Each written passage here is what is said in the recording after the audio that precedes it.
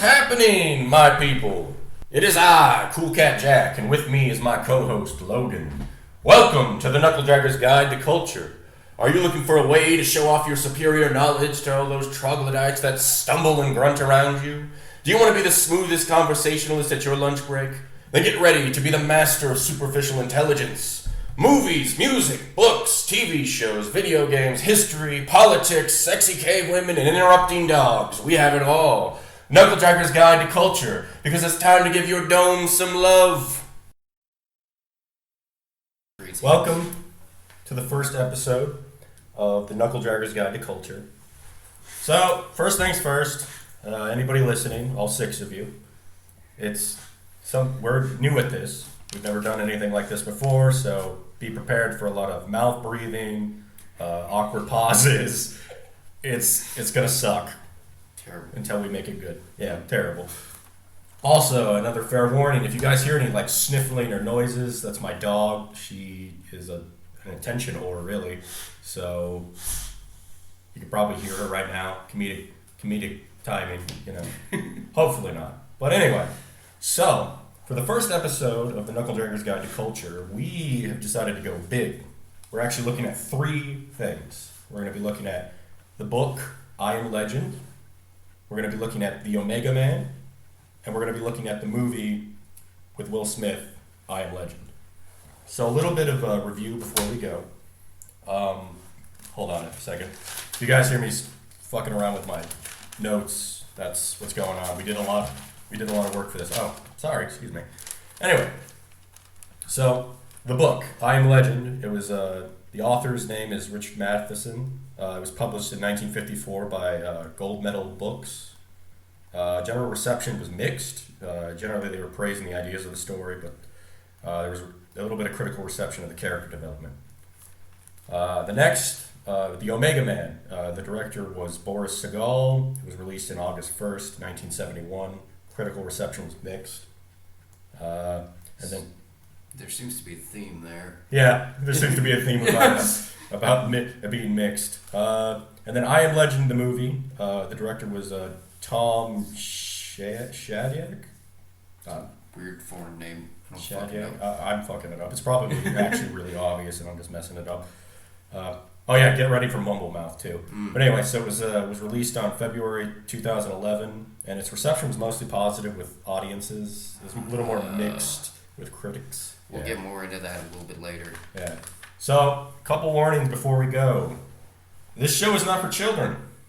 We're gonna say every cuss word under the sun, fuck, cunt, shit like that, George Carlin bit run now. Yeah, we're not here to entertain children. So if you got any kids listening, if you're listening right now, Timmy, go play with your Legos. Let Mama listen to the podcast. I assume it's your mom listening, or maybe you should listen. I don't know. Learn yourself something good. Anyway, but seriously, the show is not for children. Another thing to keep in mind too, we are not experts. I mean, we're just 2 jackasses living in the armpit of Arizona, So we're going to probably get things wrong. We encourage you guys, if you have anything to say about what we've said, any comments, go ahead and leave them. If we get something wrong, let us know. We want to know if we're wrong.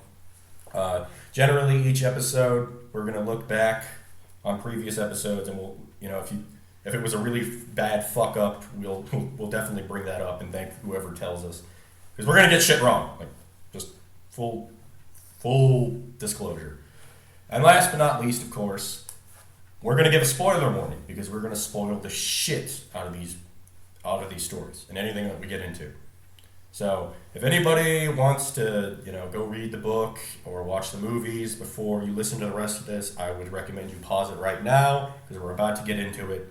And like I said, we're going to go and we're just going to nitpick this thing apart. We're going to just go down all the events that happened in the story. We're going to talk about the themes, all kinds of stuff.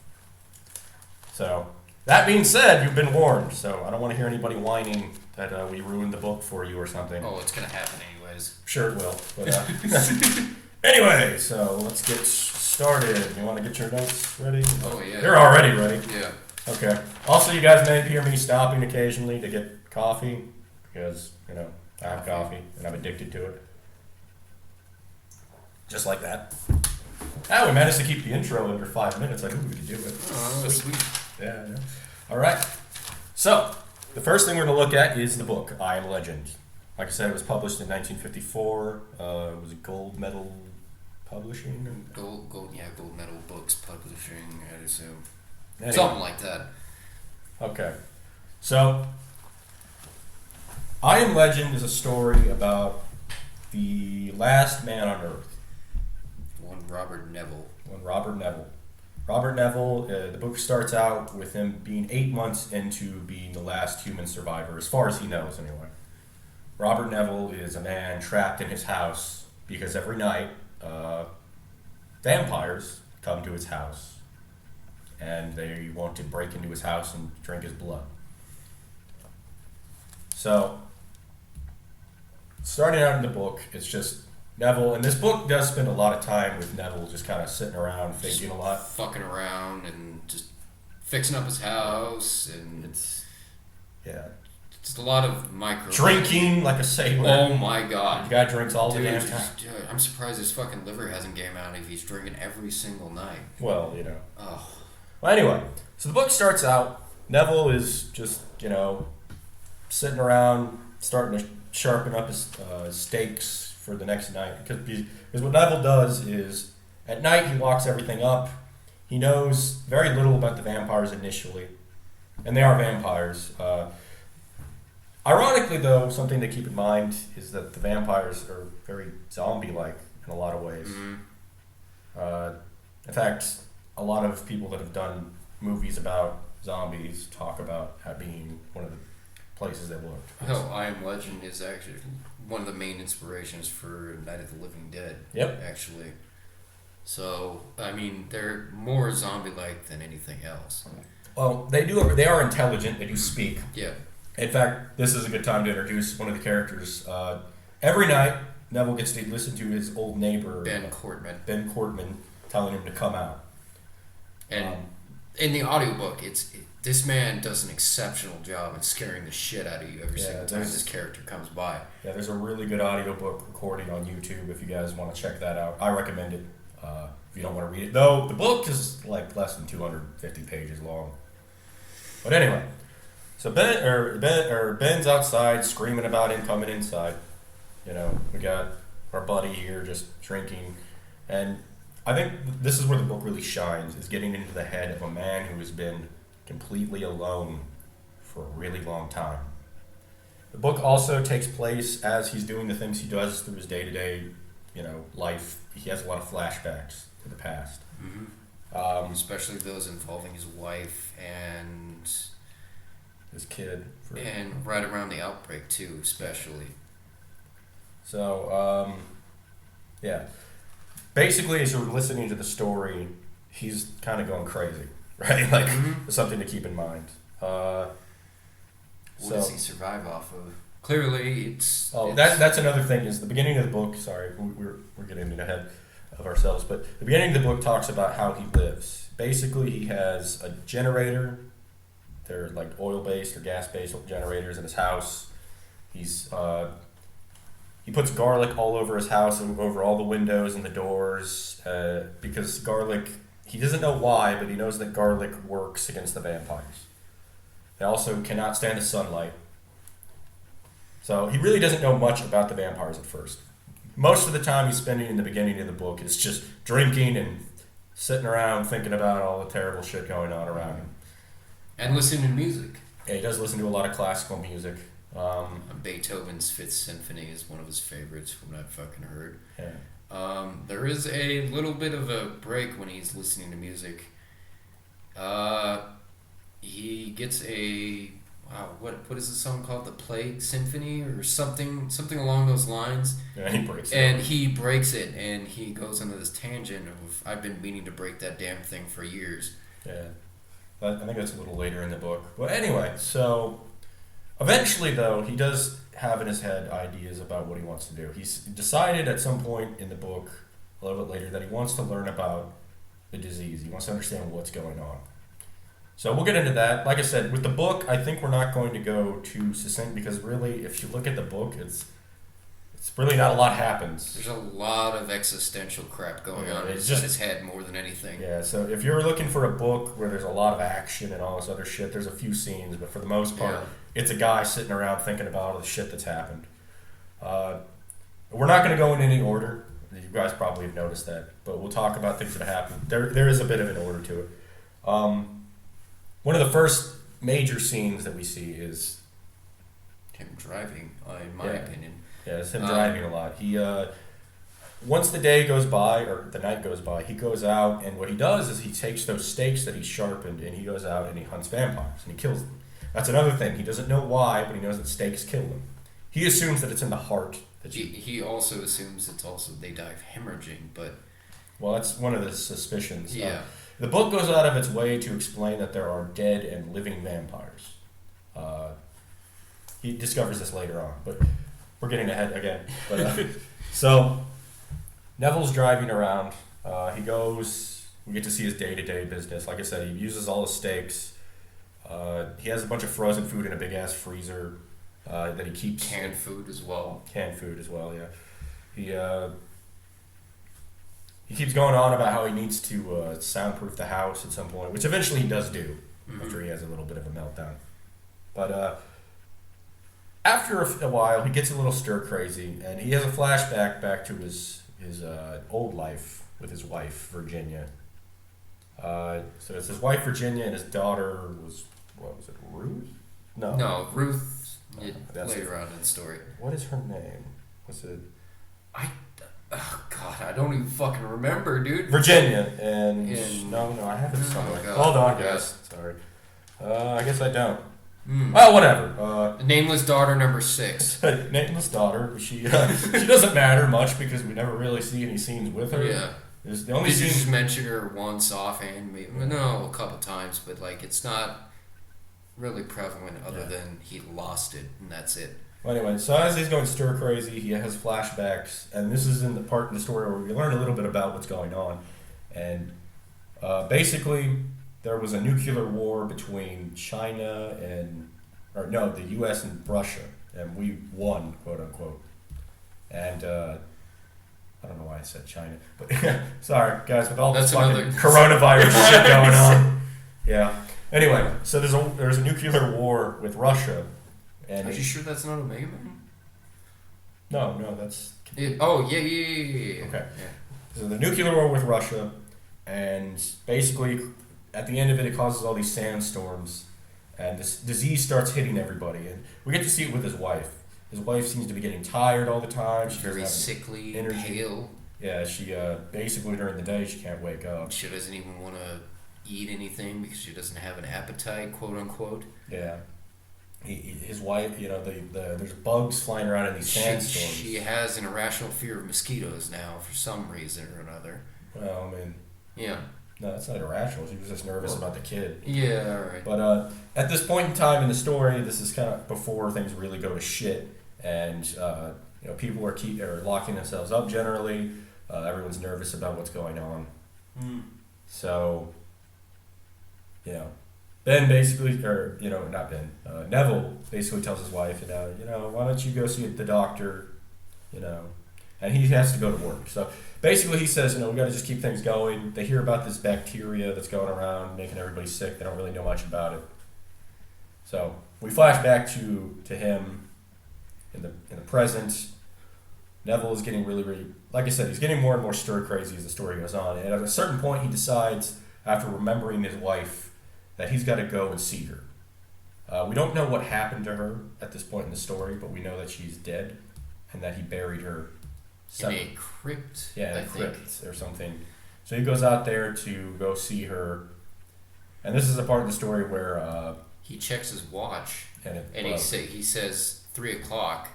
He has plenty of time. So then I believe he goes to the store or grocery store or something like that. Well, no, he was siphoning gas, but no, he goes to go visit her, and he forgot to wind his watch, and he's driving back, and he basically has to abandon his car, and the vampires smash it up. They're waiting outside. There's another theme we forgot to bring up, too, I think. During his isolation, there's a lot, especially in the book, that talks about Neville's sexual repression. Oh my god. One of the things that is constantly brought up is that the female vampires outside often flaunt their bodies, quote unquote, as he puts it, in front of him to try to get him to come out because they want his blood. Mm-hmm. So he talks a lot about, being sexually. Oh my god, dude. Yeah. Like, it's every chapter, dude. Oh, it's all the time. At least once every chapter. Yeah, he brings up how he's nervous about that. Something we forgot to bring up, too, with the crypt is there is a vampire in there that he brings out. And this is where we discovered that sunlight can actually kill them.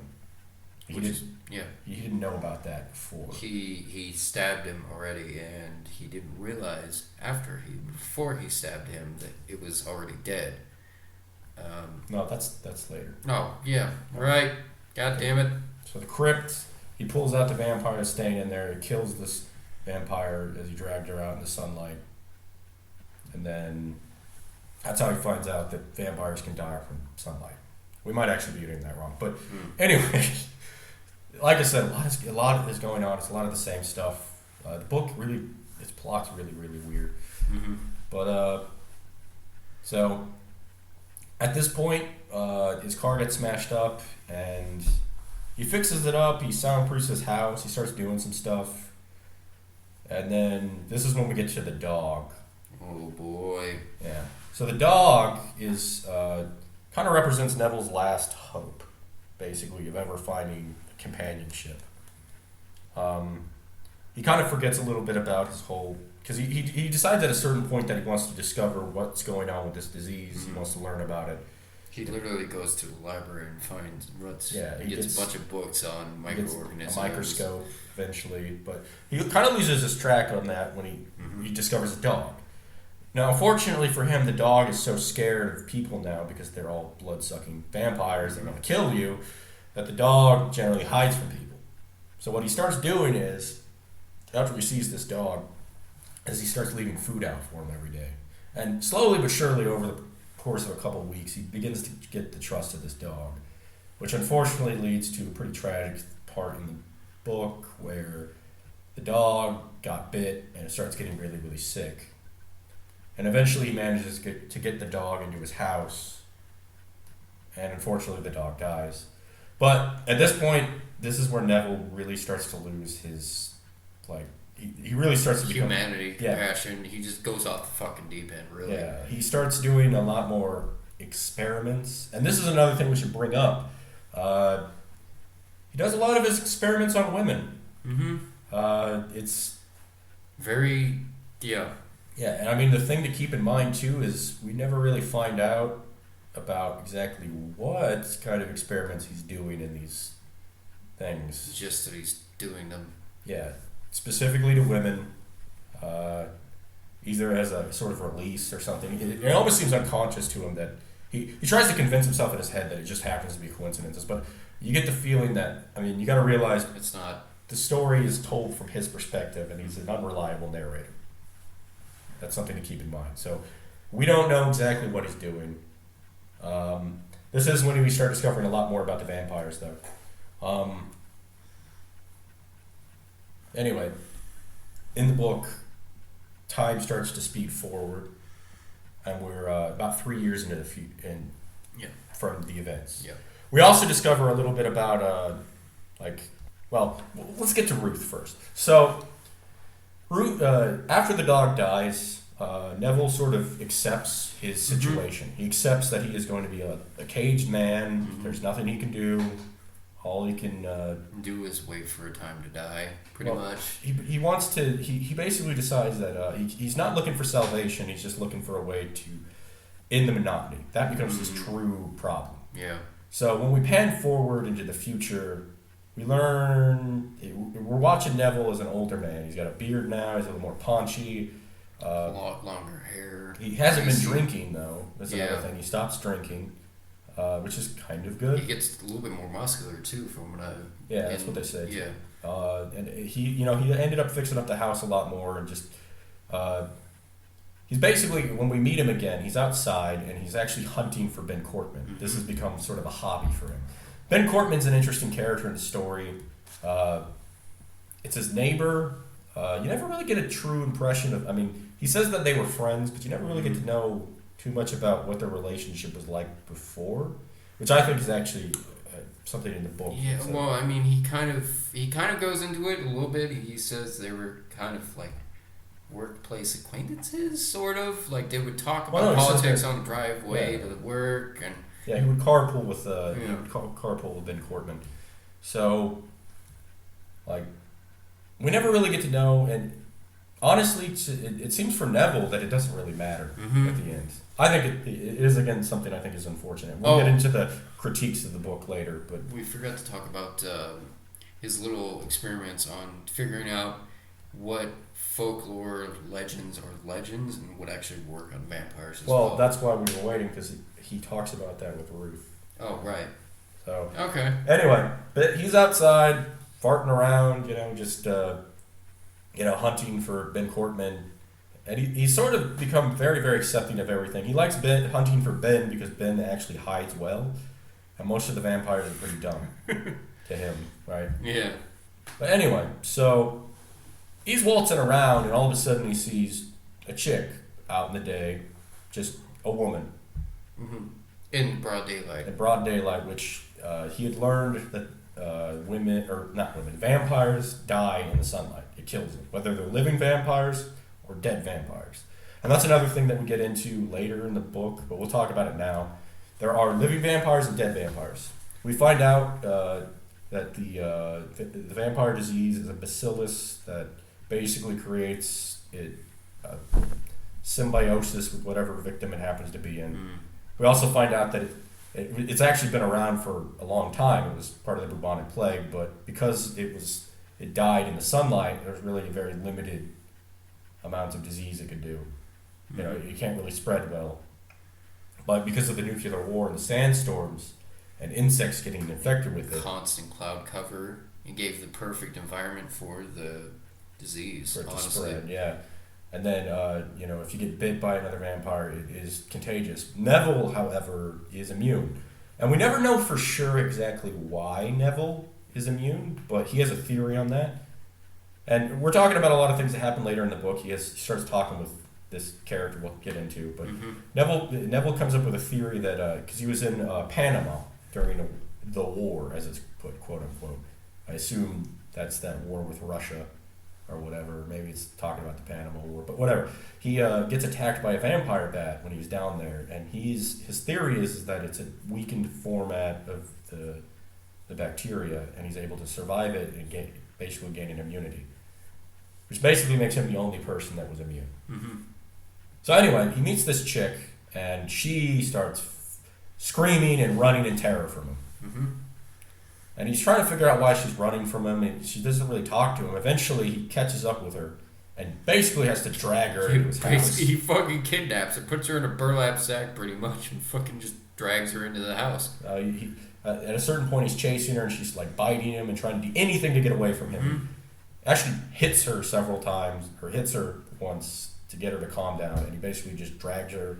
He's like cajoling her, promising her that she'll be okay, keeps saying, I'm not going to hurt you. He starts threatening her. All the things he has to do to get her into the house.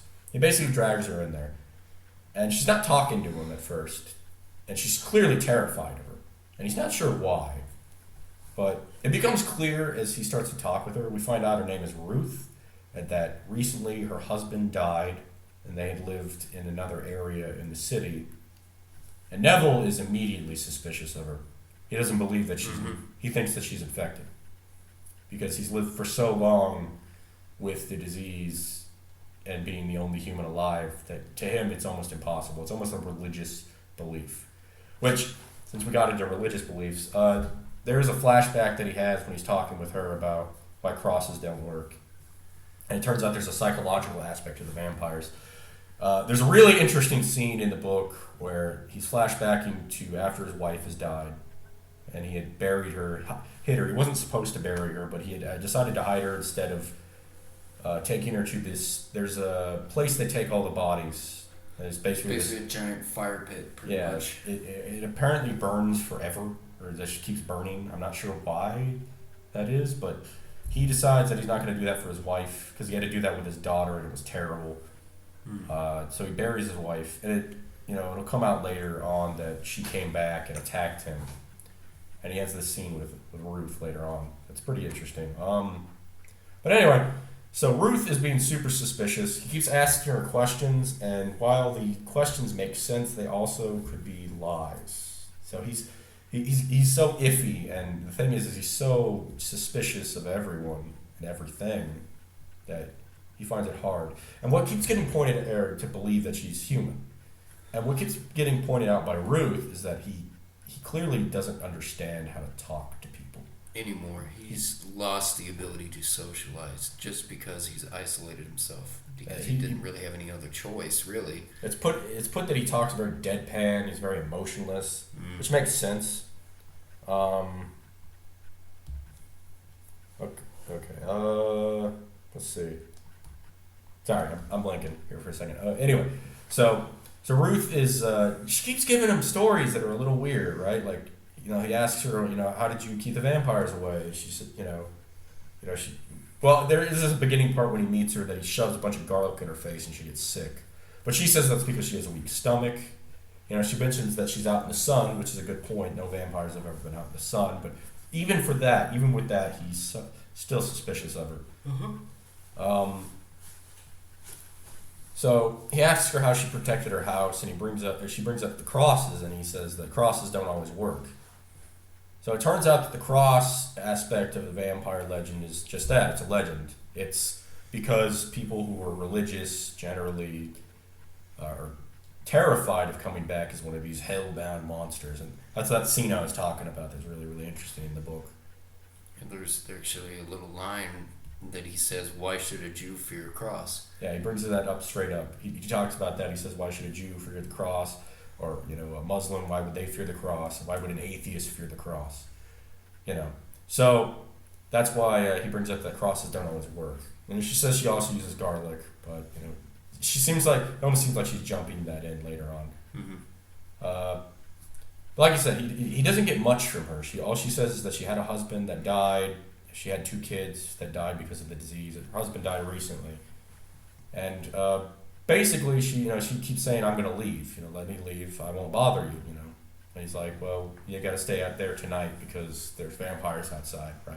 Once he gets her into the house. And he keeps saying, let me test your blood. Let me test your blood. Let me test your blood. All, pretty much every so often he would tell her that. And she outright refuses, which gives him the suspicion that she might be infected. Well, it's not so much that she outright refuses, she just keeps coming up with reasons not to do it yet. Right. She keeps delaying. Mm-hmm. And he gets this feeling that she's trying to pick him for information, right? And he's never been around a woman, he hasn't been around a woman for a long time, but she keeps asking him about the vampire disease. And this is where we get the bulk of our information about the vampires.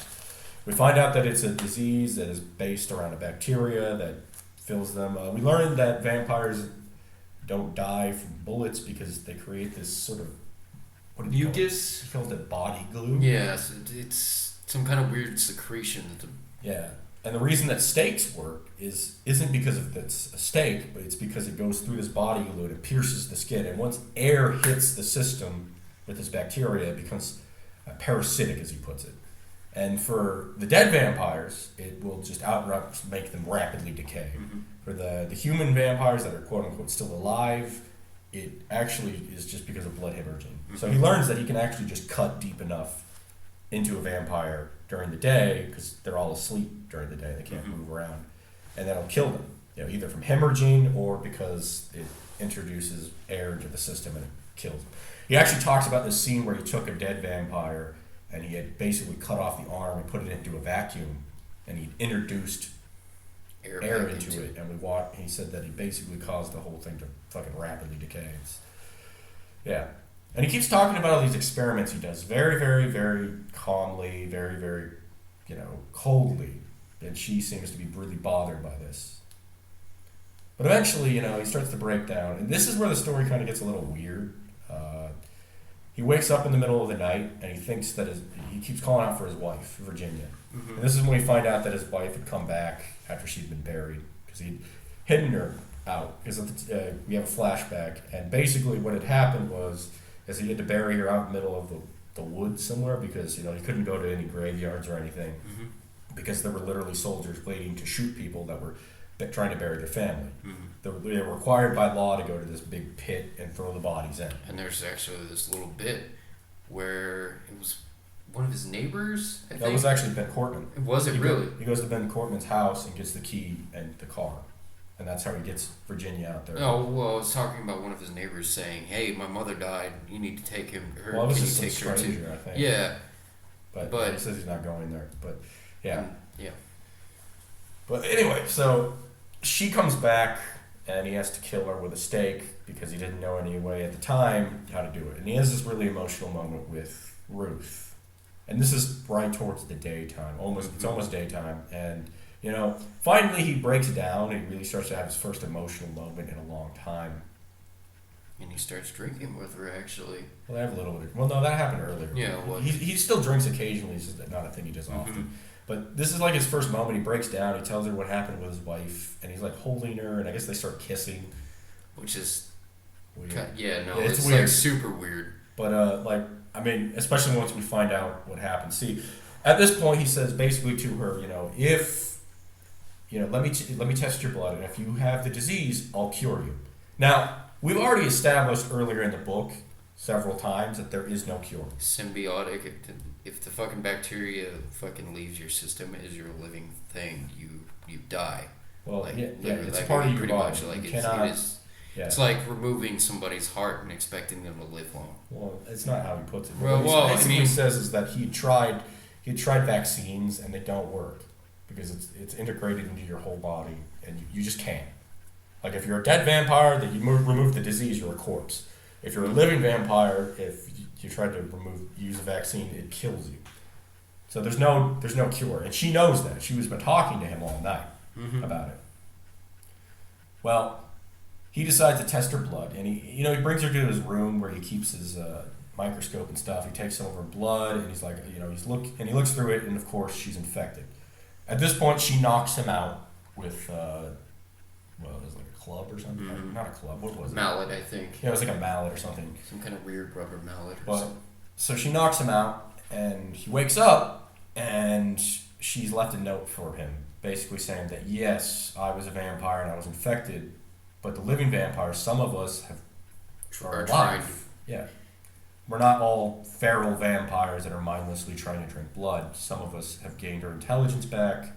And are trying to rebuild society. Yeah. And basically what she says is, we're going to have to come and kill you. Here's your chance to run away. Yeah, she basically leaves behind some of the pills that she's been using. She also had been using makeup. It was brought up several times about how she had very bronzed skin. And when he was knocked out, he literally, wipes it off, and she's got the pale skin.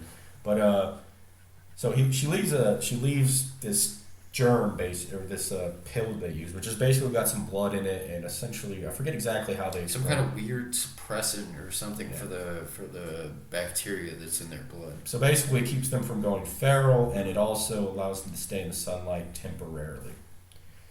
But she does mention that they have. She says basically to them, "I'm going to tell them that you're too well armed, and that it'd be a bad time to attack. But we're getting more and more organized. Our numbers are growing. There's no telling how long you can stay." Yeah, and she also brings up the fact that that he actually killed her husband. Which is part of the reason why she ran away at first. She was fear-stricken. She was sent by this society, and we never really find out much about the society. Not really, no. But the society sent her as a spy on him, and basically when she saw him, she was fucking terrified and ran off, and he kidnapped her. She also says that she loves him, which is a little weird. This is where the story got really weird. It kind of I will agree. Now looking back on it, the character development was very other than Robert Neville, it was kind of it was very paper thin and we don't know much about Virginia except that it's his wife and she's sick. We never really have anything to do with his daughter. We forgot her name. Because, she literally is in one scene, and then they're also. And she doesn't even talk either. Yeah. It's just saying, "Oh yeah, I had a daughter." But honestly, we spend more time with the dog than you do with his wife or his daughter. And another character too that we really don't learn much about is Ben Cortman. He seems to be this character that shows up a lot. We know he's Jewish, which is part of the reason why he figured out the crosses don't work. But I mean, other than that, the other couple vague flashback scenes of him talking to him on the way to work. Other than that, not really. I don't even think they actually talk. Actually, he just kind of gets in the car. And then they leave. And then he vaguely recollects that they talk about politics and all that crap. Yeah, he tells you a lot more about what Ben Cortman was like than you actually seen anything with Ben Cortman.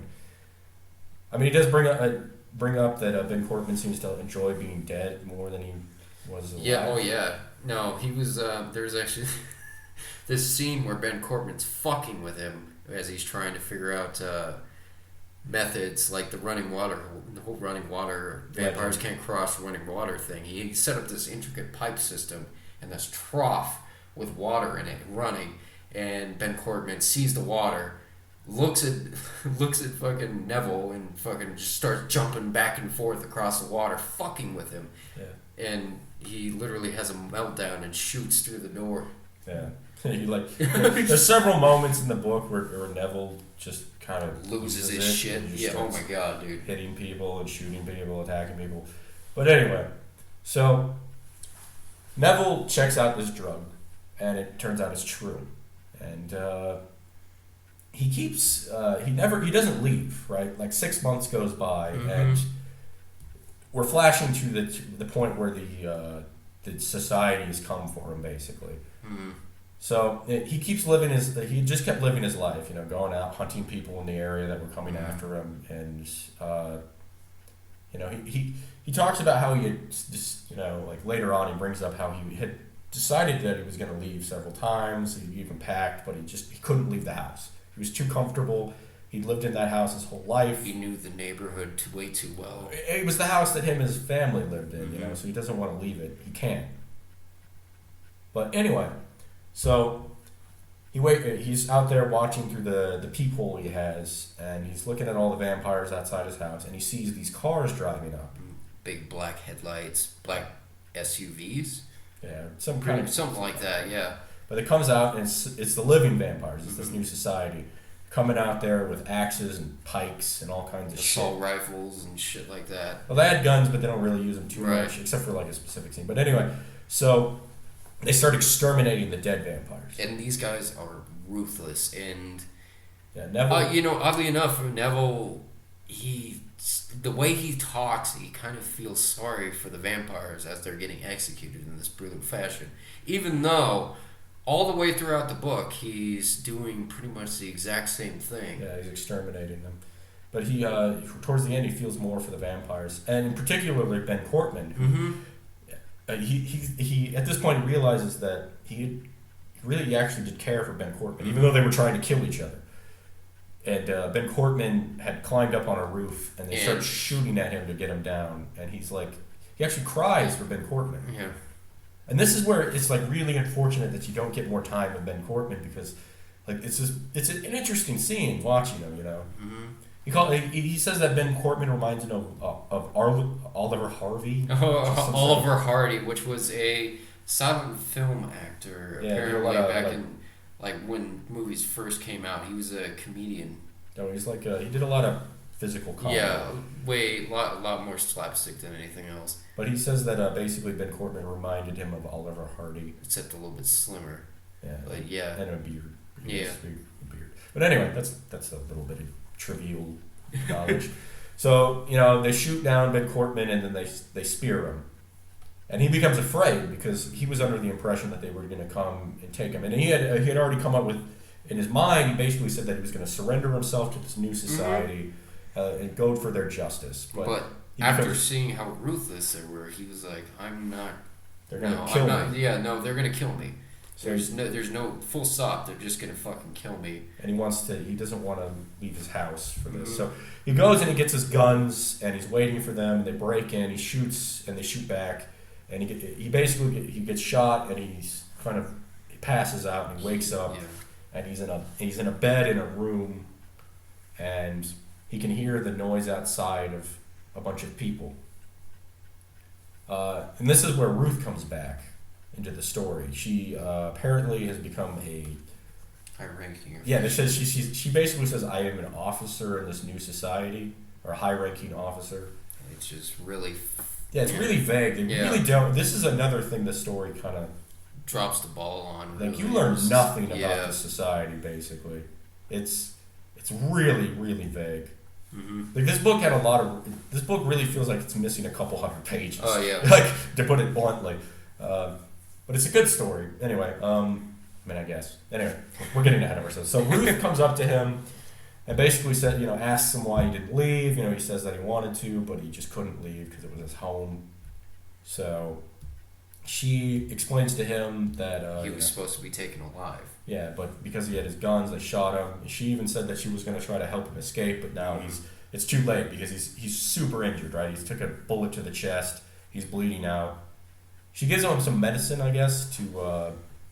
kind of have him die quicker because he doesn't want to... One would assume it's like cyanide or something like that. Yeah, because they want to execute him. Mm-hmm. Basically, these people hate him because they're afraid of him. Because he's this guy that's been going around during the day, breaking into people's houses. And killing them. Yeah, because the thing about Neville is he never differentiated between the living vampires and the dead ones. They were all monsters. Yeah.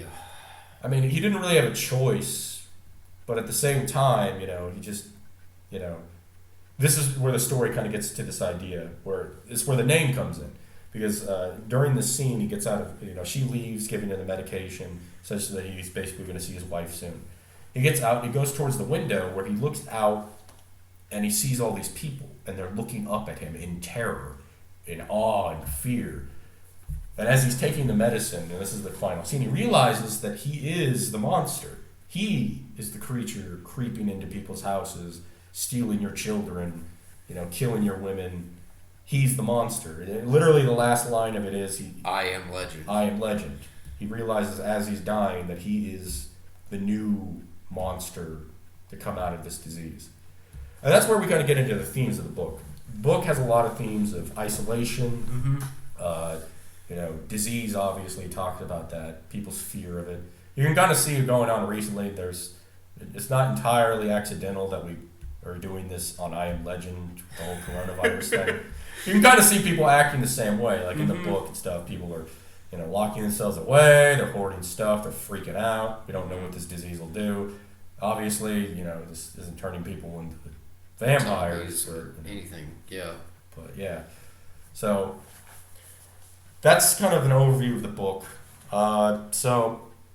I really, really liked the book, but there was a couple criticisms I had. First off, the romance between him and Ruth. God, I'm with you. Yeah, it makes absolutely no fucking sense. She literally is with him in the book for like a day. Oh. Like, he literally gets her in there in the evening, she stays there till the night, and then in the morning when the test happens, and then she leaves. So the whole kissing him and... I could kind of see... him. Like, even that part wasn't the crazy part. Yeah. I could get, like, maybe if he's alone, and he's been so isolated, but for Ruth it makes even less sense. And it's actually this is the man who killed her husband. Like, this is actually where I kind of think this whole unreliable narrator thing comes in. I think part of it's is in Neville's head. I think that Neville is imagining her falling in love with him because he's half crazy. Like, he's even admitted that he's prepared himself for the time when he starts seeing things. Yeah. Like it's brought up in the book that he literally, when he sees her the first time, he thinks, "Oh, I'm going crazy," right? And then this is another thing where another criticism I had of the book is I really wish they would have spent more time with Ben Cortman, Neville's wife Virginia, and his daughter. And then another thing that I brought up too is this society. I wanted to learn more about it, right? All we find out is that there are soldiers that go out and kill the dead vampires. Neville calls them gangsters because they seem to enjoy what they're doing. Yeah. And there's this whole thing where, haven't you seen your face? Don't you enjoy it when you're doing it? Yeah. So it's actually a really interesting line from Ruth where she brings up that they're young and men finding a thrill from killing is not anything new. That's a thing that's always been part of society. And also, there's also another line where it's primitive color, like new cultures are always primitive and violent.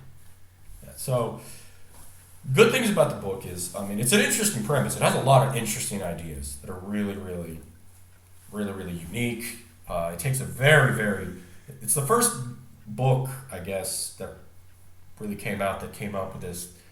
Yeah. It turned the vampire into a much more scientific thing. I mean, a lot of people critique the sci-fi in it. Yeah. Which, I mean, I don't know shit about science. So it all sounded legit to me. Yeah.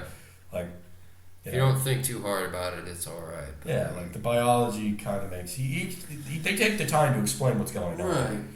But, again, the problems with the book really are it just doesn't spend enough time with characters. It has these characters that we really could learn more about, and we don't. And it really doesn't spend enough time with this vampire society. And that's really unfortunate. And again, just the romance was just corny as shit. It was so forced. Yeah, it was so bad. forced. It was bad. It's like oh man, we hugged one time, so now we're in love. Even though you killed my husband a week ago. Like literally killed her husband a week ago. like damn, he must have been an asshole. I don't know. Like, all right. So that was the book I Am Legend. So now we're gonna get into the Omega Man. Oh Lord. Oh, the Omega Man's fun. Charlton Heston. Oh yeah, he's great. Jesus Christ. This man, I will agree, it was an interesting typecast. He looked as though the description said in the book. I will give it that. Yeah. Blonde hair, blue eyes, you know. But this book this movie is very different. Oh my God, dude. First off, we start out with him driving. He's driving like a Corvette. In the book, Neville's driving like an station wagon or something like that. Yeah, he's driving like a Corvette. Yeah. Another thing is they're less vampires and more ghoulish like, and they also don't die in the sun. They have a sensitivity to the sun, like their eyes, but they don't die. Mm-hmm. And the movie is way more action filled. Oh my God! Heston starts out driving down the road, like literally starts shooting machine guns into the building because he sees something. I will say though, the streets oddly clean for a post-apocalyptic event. Yeah, that's another thing. Oh my God! Like the whole city is like super clean. It's the first thing I noticed. It was like the theater that he goes into and the fucking streets are like. Later on, there's a little bit of. One can only assume that like the ghouls are street sweeping the roads at night. But yeah, like Heston's just driving down the road. He didn't give a fuck. Oh, he's great. Let's see. So he's kind of just gone around, kind of doing the same thing in the book, except he's outside a lot more, and he seems to be way more okay with it. Yeah. He is drinking like a sailor. Oh my God. And talking to statues and shit, but. Oh, there is also a scene where he has like his phone start going off. It's like a weird audio hallucination. And, yeah. His car breaks down, of course, and he just gets another one. Yeah, he goes and talks to the dead car salesman that's just sitting on his desk. Yeah, that's another thing. You see a lot of more bodies just around. And they just seem to be decaying, and he's just talking to him. Yeah. It's Charlton Heston. He doesn't give a shit. It's just Charlton. It's just very like fever dream oriented, like weird humor. Like you kind of chuckle, and you're like, oh God. I mean, it came out in the 70s. What the fuck? So that's kind of how it is. It's just the 70s. But anyway, so he's out there. He gets his car, and then he goes into. He goes back home, and then like he hears them outside, and he does. Garlic is not a thing in the story at all. Yeah. In the book. Garlic is a big thing. That is a huge thing that Neville uses to keep the vampires away. In the movie, it's lights. Oh, are we also going to talk... when he's getting home in this new vehicle that he gets or whatever, because of the flat tire, he gets home and they start throwing gasoline or lit. Oh yeah, it's like totally a trebuchet. It's pretty freaking awesome. But so they're using He's using lights to keep them back. UV irradiation seems to really hurt their eyes. The shit out of them. Yeah. And the vampires are not vampires. They're like They're also wearing like monk hoods. Yeah, no, like literally, the first person I saw, I was like, oh my God, it's Darth Sidious from Star Wars. Yeah, and guns kill them. Guns kill the shit out of them. Like, Heston is like blowing these motherfuckers away with a machine gun. And scenes all throughout the movie. There's like this really awesome music, a song too. Like it's like almost like elevator music. Oh my God, but it's so weird. But Like they're all wearing like monk hoods and they're all white albino. makeup, like they're all albino and they got crazy eyes. Oh, dude, like the vampires also are. There's no feral vampires. They're all smart. They're all crazy. Oh yeah, no, that's like it's basically a fucking cult. Like there's this. We'll get into that later, but like.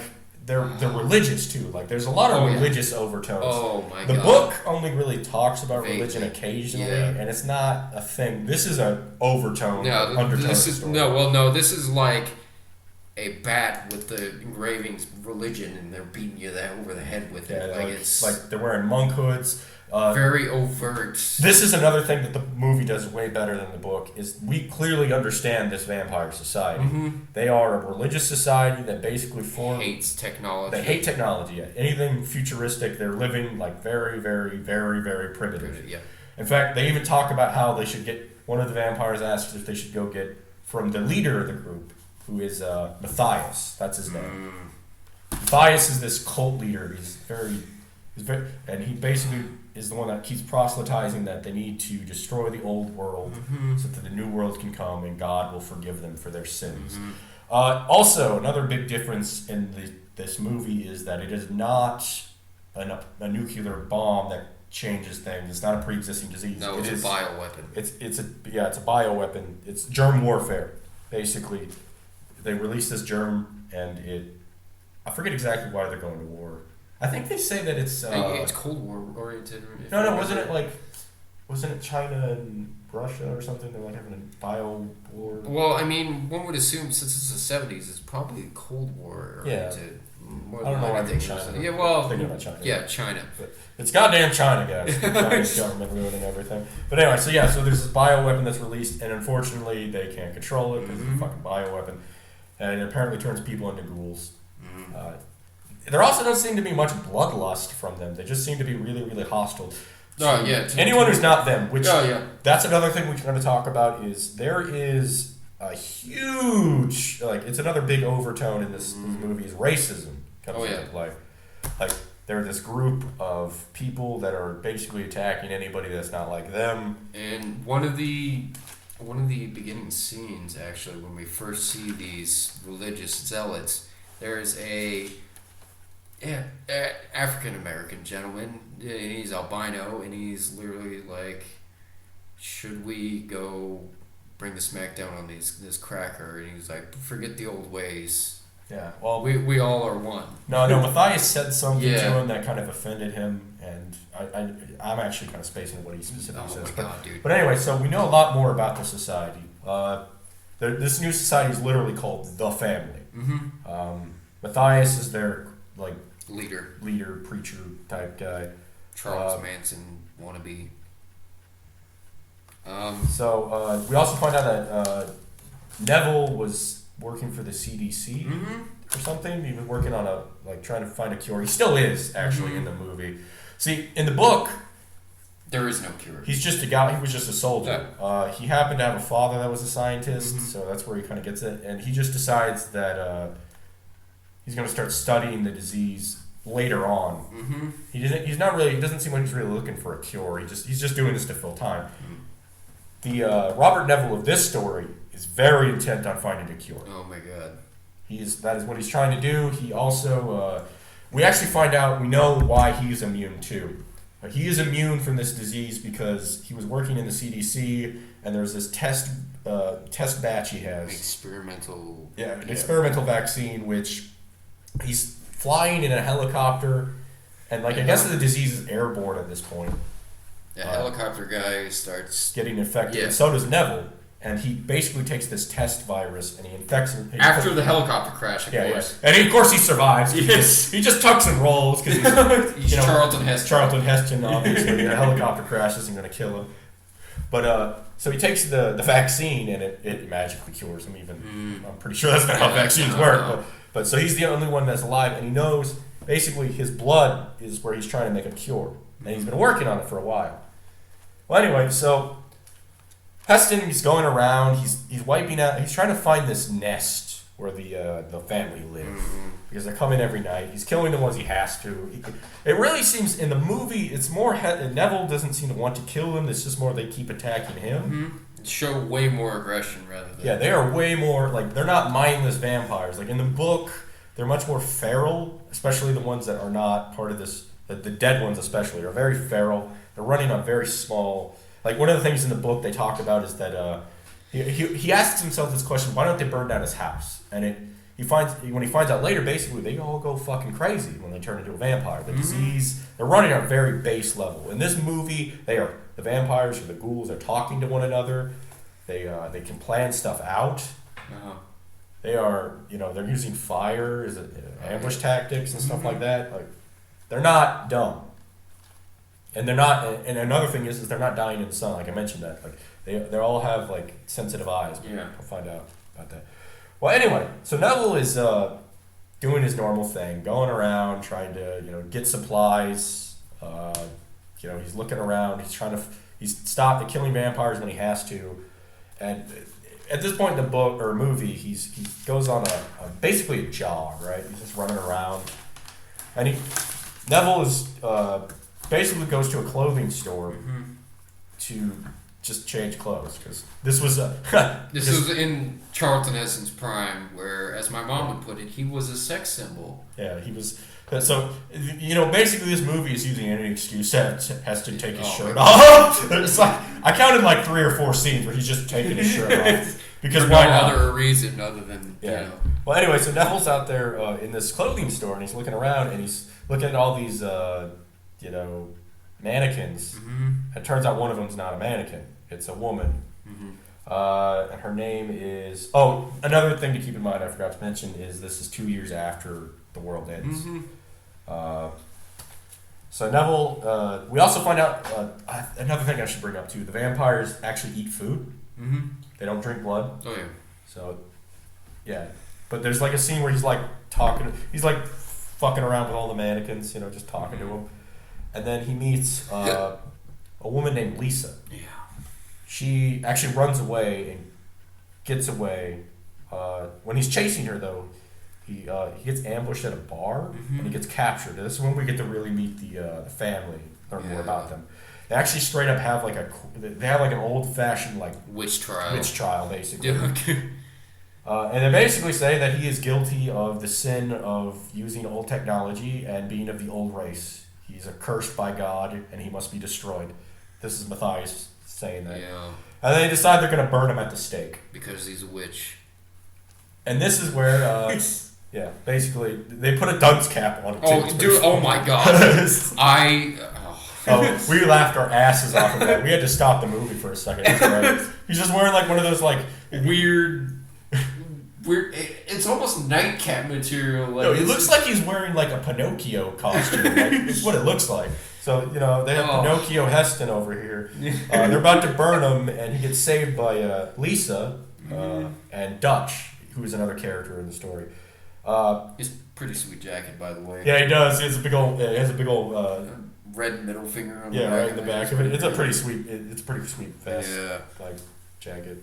Well, anyway, so they get saved by Lisa and Dutch, and they leave the city for a survivors compound where we find a group of survivors they're not immune to the disease. They actually are turning, but they're turning a lot slower, and it's full of a lot of children. And other than Dutch, there really aren't any men. There's like a couple boys, and there's little girls, and then there's obviously Lisa. So most of them are children, and we established that the disease seems to affect children at a slower rate. So or younger folks generally. Basically, Lisa wants Neville to save her brother Richie, who's getting sick.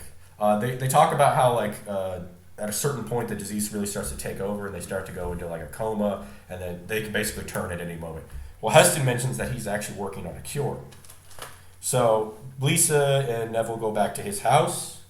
Get all of his medical supply crap. Well, he already has all the supplies back in the place, but they go back there, and basically makes a serum out of his blood, and it actually starts working. Pigmentation starts returning. Yeah, so Richie's starting to turn back to normal. This is where Another thing with I was mentioning race tension in the movie. This is where it comes up because Lisa is African American, so is Richie, and they end up sleeping together during the movie after they save Richie. Richie's kind of recovering still, so Lisa and Neville are actually They sleep together. Basically, they're in a relationship now. Which I gotta say this. It makes a lot more sense in this story. I mean, yes, they've only known each other for like a week, maybe. They don't really establish how long it takes the cure to work, but I would guess it'd been at least a week, couple days, and it makes a lot more sense. You probably would be a lot more attracted to somebody who saved your brother than the guy who killed your husband. Yeah. Also, it's Charlton Heston. So Gotta get me some of that. Yeah, we all gotta get some of that man meat. You understand, baby? So. Richie starts waking up. Heston starts working on making a serum for Lisa because he basically establishes that since Richie's recovering, eventually they can actually use his blood to make a cure too. Basically, and the more people they cure, they'll be able to make more and more serums out of it. So he can only do so much at a time because he's one guy and he doesn't want to bleed himself out, obviously. But he starts working on making a serum for Lisa because he loves her. And then the society's still looking for him, and he's also still looking for the society too. And he starts talking with Richie, and Richie basically tells him where they're at. Oh yeah, they're in the Capitol building. Yeah, he tells him directly where he's at, and he says, Richie, he wants him to cure the ghouls, the family, but he also says, he says where they're at. He says you should either cure them or kill them, one way or another. He wants to go cure them. Neville decides, he's not so into that idea of going and fighting off on, hundreds of ghouls. Don't go into the hornet's nest, buddy. But while that's going on, he's working on the serum. Lisa goes out to, basically go get supplies, do whatever she's doing. They don't really shop, but she goes in to get stuff. And Richie leaves a note for Neville. The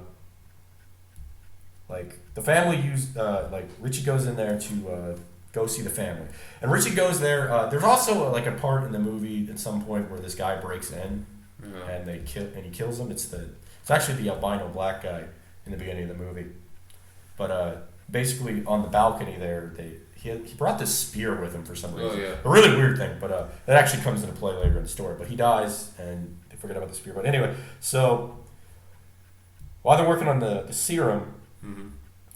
He finds this note from Richie where Richie says basically, I'm going to go talk to them and tell them that we got the cure, and Neville goes, oh, that's a bad idea, right? And he goes and he talks to Matthias, and it doesn't end well for him. We forgot to say that they used to apparently live with them for a little bit. Yeah, that is another thing. The reason Richie and Lisa know about the family is they actually lived with them for a little bit. Which is part of the reason why Richie kind of wants to cure them is because he feels his kinship with them. Well, he knows some of them. Yeah. And this is also, it kind of plays back into this race thing because as the family gets more and more sick and they become more and more ghoulish, they're different. They still have they have dark skin because they're African American. And this is where it kind of has another example of this whole race tension, which comes into play. And again, this is during the 70s. Civil rights is still kind of going on a little bit. I don't forget exactly when things are still awkward. We're working on making things more. A lot of tension there, buddy. Yeah. And in fact, I really think this is kind of where we missed an opportunity. I'm actually wondering how controversial the interracial scene is. Because it doesn't just imply that they're romantic. No, it's like you literally see her next scene getting dressed. You see sweet together. 70s side boob, dude. Yeah, sweet 70s side boob. You get some of that deep chalky. You understand later. But anyway, so that right there means we just lost half our audience. Oh yeah, they're gonna burn us down. Oh yeah, ban us. Anyway, so Heston goes out because Lisa's still out getting supplies. Neville goes out to go find Richie, and he finds Richie. Unfortunately, Richie was killed. And so when he gets really pissed off about this, and he goes out to get revenge. He goes out and he kills a whole bunch of them. Oh my god, dude, it was quite a bit. Yeah, but he goes out to get revenge. He kills a bunch of them, and he gets back home. And unfortunately, at this point, they show that Lisa starts to turn. Oh yeah. She starts to become more like the family. So Heston gets back home, and he doesn't know what to say. He's just got revenge. He killed a bunch of them. He's going back to him. He's gonna tell Lisa about it, but unfortunately Lisa's turned, and then Matthias is there, waiting they basically lay a trap for him. Mm-hmm. So they capture Neville, and they start smashing up his house. They start burning all the cures and all his studying and research he's done. They start breaking all his stuff. But in the middle of it, he manages to grab a hold of Matthias and kind of hold him hostage long enough to get Lisa over to him. And Lisa's kind of in this weird in-between. Like, she's being kind of brainwashed. You kind of get the impression that as they turn, they become more like a hive mind. Mm-hmm. Like, that does make more sense, actually. Yeah, it seems like as you turn, you become more like them. But he gets Lisa, and they start escaping. But unfortunately, Lisa kind of holds back as they're escaping the building that he lives in, because he lives in a high rise, right? He lives in the penthouse of this. Yeah, which is kind of actually a callback to the book, because there's a point in the book where Neville talks about how he was, because he's living in the house he lived with his family, and he has this idea in his head that he might go live in a penthouse, but he realizes it'd be too much work. So this book is the Omega Man kind of gives a callback to that. But anyway, just a little bit of trivia. So Matthias gets that spear from the high rise, because he's up on the high rise. He's trying to get Lisa to come with him. He's like, no, you got to come with me, because it's almost daytime, right? Mm-hmm. And unfortunately, Matthias, this is where it gets really. We were talking about religious overtones in the book or in the movie, and just to give it an idea, Heston is, literally his blood saves people's lives. Mm-hmm.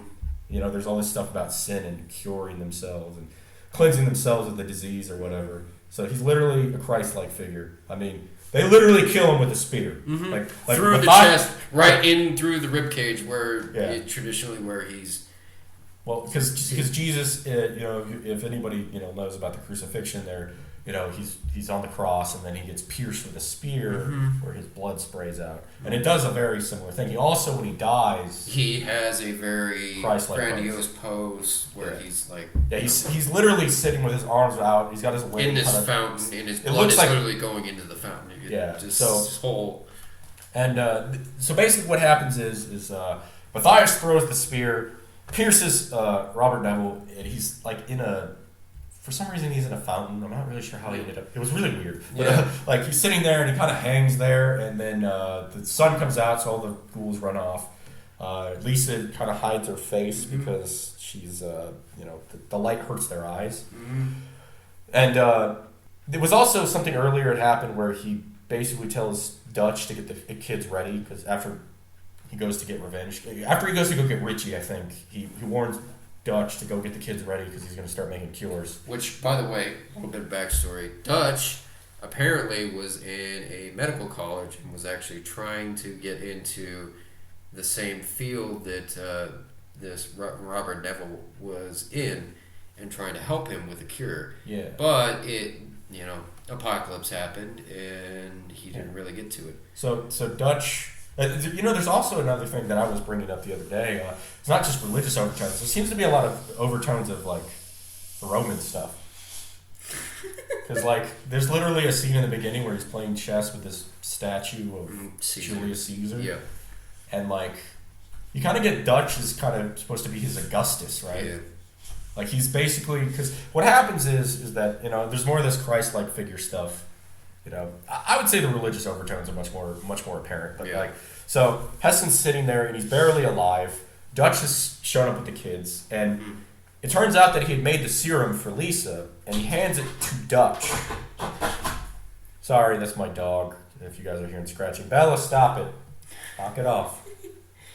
But so he hands this serum to Dutch, who takes Lisa and the kids, and basically the movie ends with Heston's character dying, and Dutch like Christ. Dutch given the position to cure humanity. Yeah, so he's got this serum now to he'll give I assume he'll give it to Lisa, and then she'll be cured, and then he can give it to the kids, and they're going to start a new society. They get that, and they do the smart thing. They get the fuck out of that city, because there's still a bunch of crazy ghouls and stuff living there. Mm-hmm. So that's the Omega Man for the most part. It is definitely different.